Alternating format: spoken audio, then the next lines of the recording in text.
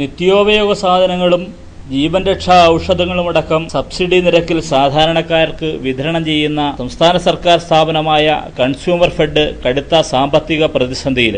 പൊതുമാർക്കറ്റിനേക്കാൾ 20% വില കുറച്ചാണ് consumer fed ഉപഭോക്താക്കൾക്ക് വിവിധയിനം ഉൽപ്പന്നങ്ങൾ വിറ്റഴിച്ചു വരുന്നത്. സംസ്ഥാന സർക്കാർ സബ്സിഡി ഇനത്തിൽ 475 കോടി രൂപയാണ് ഇതുവരെ കൺസ്യൂമർ ഫെഡിന് നൽകുവാനുള്ളത്. ഈ തുക കൺസ്യൂമർ ഫെഡിന് ലഭിക്കാത്തതാണ് കൺസ്യൂമർ ഫെഡിന്റെ പ്രവർത്തനങ്ങൾ താളം തെറ്റാൻ ഇടയാക്കിയിരിക്കുന്നതെന്ന് ആക്ഷേപമുയർന്നിട്ടുണ്ട്. സംസ്ഥാനത്തൊട്ടാകെ 400 ത്രിവേണി സ്റ്റോറുകൾ, 1000-ഓളം നന്മ സ്റ്റോറുകൾ, 800 നീതി മെഡിക്കൽ സ്റ്റോർ, 101 മൊബൈൽ ത്രിവേണി ഷോപ്പുകൾ, 48 വിദേശ മദ്യ ഷോപ്പ് എന്നിവയാണ് കൺസ്യൂമർ ഫെഡിന് കീഴിലുള്ളത്.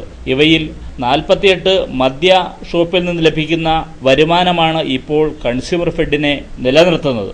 അവശ്യ ജീവരക്ഷാ മരുന്നുകൾക്ക് 10% മുതൽ 20% വരെയാണ് നീതി മെഡിക്കൽ സ്റ്റോറിൽ വിലക്കുറവുള്ളത്. സംസ്ഥാനത്തെ നീതി മെഡിക്കൽ സ്റ്റോറുകളെയാണ് ഭൂരിഭാഗം രോഗികളും ആശ്രയിക്കുന്നത്.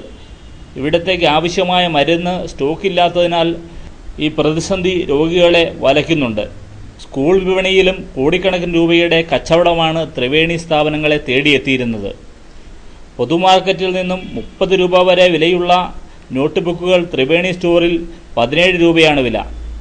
സബ്സിഡി ഇനത്തിൽ സംസ്ഥാന സർക്കാർ നൽകാനുള്ള 475 കോടി രൂപ കൺസ്യൂമർ ഫെഡിന് നൽകി കഴിഞ്ഞാൽ ത്രിവേണി സ്ഥാപനങ്ങളുടെ ഇന്നത്തെ സ്ഥിതി മെച്ചപ്പെടുന്നുവെന്നാണ് സൂചനകൾ ലഭ്യമാക്കുന്നത്. ഉപഭോക്താക്കളുടെ എണ്ണത്തിലുണ്ടാകുന്ന വർധന കണക്കിലെടുത്ത് പച്ചക്കറിയും വിതരണം ചെയ്യാൻ തീരുമാനിച്ചിരുന്നു. എന്നാൽ സാമ്പത്തിക പ്രതിസന്ധി മൂലം ഇത് നടപ്പിലാക്കാനായിട്ടില്ല. 6000-ഓളം ജീവനക്കാരും 4000-ഓളം താൽക്കാലിക ജീവനക്കാരുമാണ് കൺസ്യൂമർ ഫെഡിലെ ഇപ്പോഴുള്ളത്. ദിവസവേതന അടിസ്ഥാനത്തിൽ നൽകുന്ന 300 രൂപ മാത്രമാണ് താൽക്കാലിക ജീവനക്കാരുടെ വേതനമെന്ന് പറയുന്നത്.